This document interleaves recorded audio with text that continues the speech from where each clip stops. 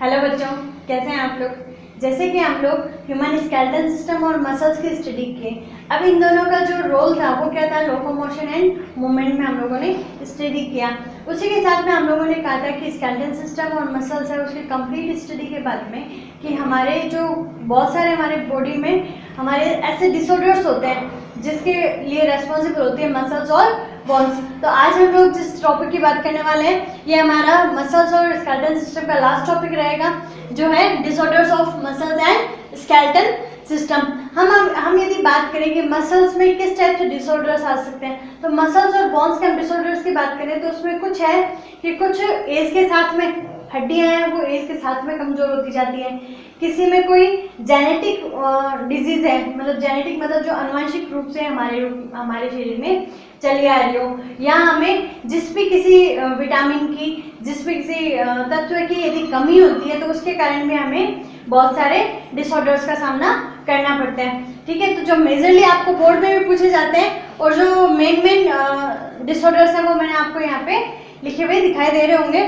ठीक है, जिसमें सबसे पहला है माइस्थीनिया ग्रेविस। अब माइस्थीनिया ग्रेविस है तो मायो नाम है, मायो नाम मसल से रिलेटेड है। अब इस डिजीज में क्या होता है, जो मैंने आपको एक डायग्राम समझाया था आपको स्केलेटल मसल का, तो स्केलेटल मसल में बाहर की तरफ से क्या आ रहे थे, मोटर नर्व्स आ रहे थे, और मोटर नर्व्स हैं वो एसिटाइलकोलिन जो न्यूरोट्रांसमीटर था उसको मसल्स में ट्रांसफर कर रहे थे। अब क्या होता है कि यहाँ पे जो इस डिजीज से होता है, तो इस डिजीज में क्या होगा कि उससे रिलेटेड एंटीबॉडीज बनना शुरू हो जाएंगे, और वो क्या सोचेंगे कि जो एसिटाइलकोलिन ACH आ रहा है वो क्या है, एंटीजन, तो वो उससे उसको डिफेंस करने का काम करेंगे, उससे उसको बचाने का काम करेंगे, जिसके कारण जो न्यूरो ट्रांसमीटर्स थे वो मसल के अंदर नहीं जा पाएंगे और मसल का कॉन्ट्रैक्शन है वो वहीं पे रुक जाएगा। तो यहाँ पे लिखा है auto immune neuromuscular disease. Auto का मतलब होता है स्वतः और इम्यून का मतलब होता है प्रतिरक्षा, मतलब स्वतः ही उसमें प्रतिरक्षा जनरेट हो जाएगी, किससे रिलेटेड, न्यूरोमस्कुलर के रिलेटेड। ठीक है, तो इससे क्या होगा, पैरालिसिस मैंने आपको बताया था। ठीक है, तो इस टाइप से मसल्स भी वो वीक हो जाएगी, फटीग मतलब थकान है, मसल्स में थकान है वो हो जाएगी, डिजनरेशन एंड यहाँ पे पैरालिसिस। तो ये इसके यहाँ पे जो सिम्टम्स है वो दिखाई देंगे। ठीक है, उसके बाद हम सेकंड की बात करें वो है मस्कुलर डायस्ट्रोफी। तो मस्कुलर डायस्ट्रोफी वो एक टाइप का जेनेटिक डिजीज है। जेनेटिक का मतलब होता है आनुवंशिक, जो पीढ़ी दर पीढ़ी हमारे में जनरेट होता रहता है। तो यहाँ मैंने कहा कि ये क्या है, जेनेटिक डिसऑर्डर है, और जो डायस्ट्रोफिन प्रोटीन होती है जो हमारी यहाँ पे मसल्स वगैरह के लिए क्या होती है, बहुत ज़्यादा इंपॉर्टेंट होती है। ठीक है, तो उसका फॉर्मेशन है वो इनिबिट हो जाता है। इनिबिट का मतलब वो बंद हो जाता है। अब उस प्रोटीन का फॉर्मेशन होना बंद हो जाएगा तो कौन सी डिजीज होगी यहाँ पे, मस्कुलर डायस्ट्रोफी, जिसके कारण क्या होती है, स्केलेटल मसल्स है वो वीक हो जाएगी और पैरालिसिस। क्यों, मसल से रिलेटेड जितना भी है, तो हम लोग किसी पर्टिकुलर एरिया की बात करें या फुल बॉडी की बात करें, हाफ बॉडी की बात करें, तो पैरालिसिस डिजीज है वो अपने को ध्यान में रखनी है। सिम्टम्स पैरालिसिस के जैसे ही होंगे। उसके बाद में मैं टिटेनी की बात करूं, टिटेनी थर्ड डिजीज है, ये इनवॉलेंट्री मसल्स में होगा। अब इनवॉलेंट्री मसल्स की बात करूं तो इनवॉलेंट्री मसल्स कौन सी है, जो अनैच्छिक है, ठीक है, जिसमें अपना कोई कंट्रोल नहीं है, लेकिन उसमें भी जो मसल्स कॉन्ट्रैक्शन हो रहे हैं वो तो उसी टाइप से हो रहे हैं जिस टाइप से बाकी सब मसल्स में हो रहे हैं। ठीक है, तो इसमें क्या होगा कि जो कैल्शियम की फ्रीक्वेंसी, कैल्शियम है तो कैल्शियम की जो क्वांटिटी है उसकी कमी आ जाएगी, तो कैल्शियम की कमी होने के कारण वाइल्ड कॉन्ट्रैक्शन होगा। वाइल्ड का मतलब आपको समझ में आता ही है। ठीक है, तो वाइल्ड कॉन्ट्रैक्शन के कारण उसका कारण क्या है, इंक्रीज एक्शन पोटेंशियल फ्रीक्वेंसी। अब यहाँ पढ़ा जाए तो हर एक डिजीज को, आप लोग नीट में आगे MBBS वगैरह करते हैं तो हर एक डिजीज के मतलब हजारों सिम्टम्स है, हजारों कॉजेज है, उसका जो भी हम लोग ट्रीटमेंट करेंगे तो हर चीज़ को आपको बहुत डीपली पढ़ सकते हैं। लेकिन यहाँ पे मैं सिर्फ बोर्ड लेवल का पढ़ा रही हूँ, तो जहाँ जहाँ क्वेश्चंस बनते हैं और जिससे आपको क्वेश्चन कवर करना है। ठीक है, तो यहाँ पे मैं सिर्फ क्वेश्चंस को लेते हुए आपको उस डिजीज का नाम बताने की कोशिश कर रही हूँ। ठीक है, तो यहाँ हम बात करें कि जो एक्शन पोटेंशियल है उसकी फ्रीक्वेंसी इंक्रीज मतलब बढ़ जाएगी, मतलब एक्शन पोटेंशियल है वो ज़्यादा बढ़ जाएगा, और एक्शन पोटेंशियल बढ़ने से क्या होगा, वाइल्ड कॉन्ट्रैक्शन होगा। ठीक है, जो वाइल्ड टाइप का संकुचन उसमें पाया जाएगा। उसके बाद में जो सबसे अच्छा क्वेश्चन बनता है वो ऑस्टियोपोरोसिस। ऑस्टियोगार्ड मैंने बताया था, ऑस्टियोगार्ड है वो बोन से रिलेटेड है। अब बोन से रिलेटेड और पोरोसिस का मतलब कि अस्थि विकृत होगी, हमारी जो हड्डियां हैं वो क्या होगी, विकृत होगी, तो उसको बोलेंगे ऑस्टियोपोरोसिस। ये एज रिलेटेड डिसऑर्डर है। एज रिलेटेड मतलब हमारी जिस टाइप से एज बढ़ रही है, जैसे है कि 60 साल के बाद में जॉइंट्स में, घुटनों में इस टाइप के दर्द रहने लग जाते हैं, वो दर्द किसके कारण रहते हैं, ऑस्टियोपोरोसिस के कारण। इसमें बोन मास है, मतलब जो हड्डियों का वेट है वो तो क्या होने लग जाता है, डिक्रीज होने लग जाता है, ठीक है।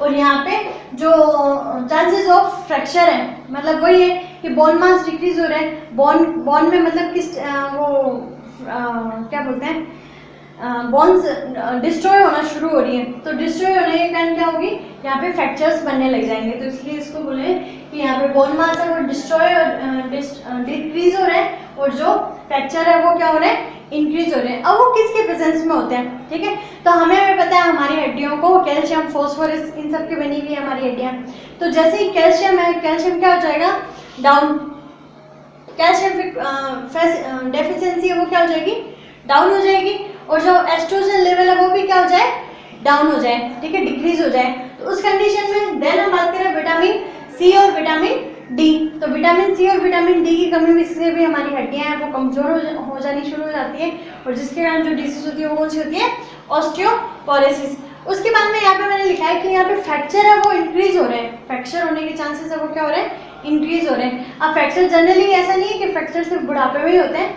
फ्रैक्चर्स मतलब कई बार एक्सीडेंटल या मतलब किसी भी कारणवश है वो फ्रैक्चर हो सकते हैं। तो नॉर्मली 4 टाइप के फ्रैक्चर होते हैं, green stick fracture, simple fracture, communicative fracture and compound fracture. और जो सबसे ज़्यादा फ्रैक्चर का मतलब मेन एग्जांपल बोले, मेन टाइप बोले, वो कौन सा है, कंपाउंड फ्रैक्चर। तो आपको ये सिर्फ नाम है, इसके ध्यान में रखना है, और इससे क्वेश्चन है वो भी आपको बोर्ड लेवल में पूछे नहीं जाएंगे, बाकी भी इनसे क्वेश्चन है वो कम बनते हैं, ठीक है।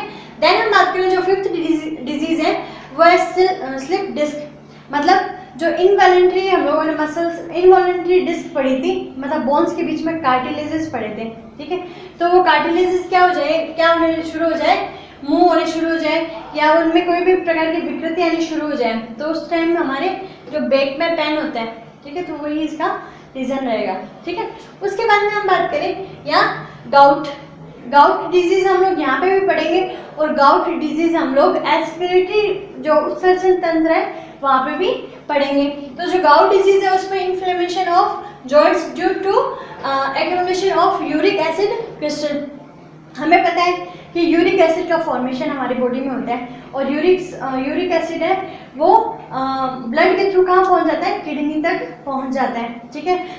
तो इस टाइप से हम लोग जो एक्सक्रीशन वाला चैप्टर पढ़ेंगे वहाँ पे मैं आपको ये चीज़ है वो कन्फर्म वो क्लियरली समझा दूंगी, ठीक है। तो यहाँ पे अपने को सिर्फ इतना ध्यान में रखना है कि यदि एक्सट्रीम लेवल पे है ना कोई यूरिक एसिड बन रहा है, तो वो यूरिक एसिड क्या होगा, हमारे जॉइंट्स में जमना शुरू हो जाएगा, जिसके कारण क्या होगी, हमारी हड्डियां हैं वो क्या हो जाएगी, हार्ड हो जाएगी, और उसमें स्वेलिंग होना शुरू हो जाएगा, ठीक है। स्वेलिंग और उसके फंक्शन है वो वहीं पे क्या हो जाएंगे, खत्म हो जाएंगे। तो मोटा मोटी आपको इसमें याद क्या रखना है कि गाउट डिजीज में क्या हो रहा है, हमारे जॉइंट्स में यूरिक एसिड का लेवल है वो इंक्रीज हो रहा है। तो आपका क्वेश्चन है वो यहीं पे क्या हो जाएगा, कंप्लीट हो जाएगा। देन हम बात करें एर्थराइटिस। एर्थराइटिस है वो सबसे ज़्यादा इंपॉर्टेंट है मसल्स के लिए, ठीक है, तो जॉइंट्स के लिए। तो आर्थ्रो का मतलब होता है जॉइंट, और एस्टिस का मतलब होता है इन्फ्लेमेशन, मतलब किसी भी टाइप से जॉइंट में कोई प्रकार की विकृति आती है। हमें ध्यान में कि हम दो स्केलेटल मसल्स हम दो बोन्स की बात करें, उन दो बोन्स के बीच में साइनोवियल फ्लूइड भरा हुआ होता है। साइनोवियल फ्लूइड का मैंने आपको डायग्राम समझाया था उस दिन, ठीक है। तो जॉइंट्स के बीच में जो भी फ्लूइड भरा हुआ है उसमें किसी भी टाइप का कोई भी डिसऑर्डर हो जाए तो वो क्या होगा, एर्थराइटिस होगा। तो आपको ध्यान में रखना है, जैसे मसल्स में मैंने ऊपर समझाया आपको, फिर यहाँ बोन्स से रिलेटेड था और यहाँ जॉइंट से रिलेटेड, ये सबसे ज़्यादा क्वेश्चन पूछा जाता है। इसका क्वेश्चन मैंने आपको बताया एक्सक्रीशन वाले चैप्टर में पूछा जाता है, ठीक है। तो यहाँ पे एर्थराइटिस की बात करूँ तो ऑस्टियोआर्थराइटिस है वो सबसे इंपॉर्टेंट और सबसे कॉमन होने वाली डिजीज है, ठीक है। तो ऑस्टियो का मतलब आपको समझ में आता ही है, ठीक है। उसके बाद में यहाँ रूमेटॉइड आर्थराइटिस, ठीक है, आर्थराइटिस। तो यहाँ पे ये जो रूमेटॉइड है तो रूमेटॉइड में क्या हो रहा है, साइनोवियल फ्लूइड है उसकी मात्रा है वो इंक्रीज हो रही है, उसमें पानस नामक कई प्रकार के कण है वो क्या हो रहे हैं उसमें कलेक्ट होते जा रहे हैं, जिसके कारण उसमें क्या आ जाएगी, स्वेलिंग आ जाएगी। और इसको यदि रिमूव करना है तो उसके लिए जो फैक्टर होगा वो कौन सा होगा, रूमेटॉइड फैक्टर। तो ये आपको इस टाइप से 3 क्वेश्चन यहाँ पे इसके बनते हैं। उसके अलावा भी अर्थराइटिस 2 प्रकार के और होते हैं, ये सोरेटिक अर्थराइटिस और सेप्टिक अर्थराइटिस, ठीक है। तो इस टाइप से आपको यहाँ जो जितनी भी डिजीज थी वो मैंने आपको समझा दी। तो इस टाइप से आपको मस्कुलर सिस्टम और जो यहाँ हमारा स्केलेटन सिस्टम था वो कंप्लीट हो जाता है। जैसे कि मैं 12th क्लास के आरबीसी के चैप्टर कवर कर रही थी, तो 12th क्लास के आरबीसी में मैंने आपको जो फर्स्ट यूनिट है, तो फर्स्ट यूनिट में से आपको ह्यूमन फिजियोलॉजी के 2 टॉपिक कंप्लीट करवा दिए, ह्यूमन इंटेगुमेंटरी सिस्टम और ह्यूमन रेस्पिरेटरी सिस्टम। देन हमारा जो ये टॉपिक था लोकोमोशन एंड मूवमेंट, जिसमें मसल्स भी है और जिसमें यहाँ स्केलेटन सिस्टम भी है। तो ये हमारा 30 चैप्टर है, ठीक है। और मैं आपको बता दूं कि जो 11th क्लास का सिलेबस चेंज होगा, तो 11th क्लास के सिलेबस चेंज होने के साथ में एनसीईआरटी का सिलेबस फुल होगा वापस। तो एनसीईआरटी में ह्यूमन फिजियोलॉजी है वो वापस 11th क्लास में है। तो जो भी बच्चे 11th क्लास में आए हैं 10th क्लास से, तो वो भी ये वीडियोस देख सकते हैं, उनके लिए भी उतना ही हेल्पफुल रहेगा।